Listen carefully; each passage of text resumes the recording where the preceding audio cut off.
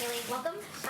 Since it's been more than 100 days since the press secretary stood up there, I wanted to get a better sense of what your plan is. Are you planning to do these on a daily basis at this point? And also, will you pledge never to lie to us from that podium? I will never lie to you. You have my word on that. As to the timing of the briefings, we do plan to do them. I will announce timing of that forthcoming, but we do plan to continue these. What did you make of that 40-minute briefing and the fact that Kayleigh, when asked, said, setting the tone early on, day one, saying that she will never lie?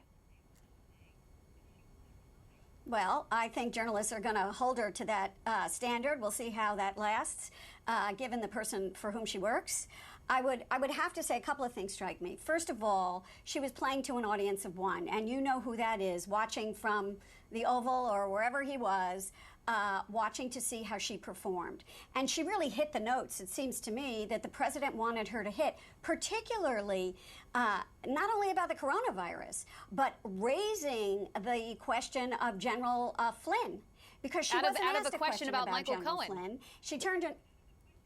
Michael Cohen, she turned it to a question about General Flynn, and she was said, I think the American public should be aware of this miscarriage of justice, and that he was slow-walked into a trap. And then she was asked, well, wait a minute, the president fired him because he lied to the vice president. And by the way, he did also plead guilty.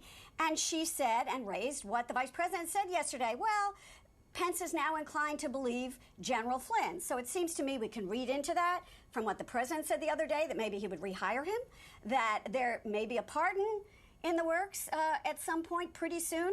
And so I think that she was doing that for the president. There is no doubt in my mind that she would raise an issue at a press conference largely about coronavirus to talk about this.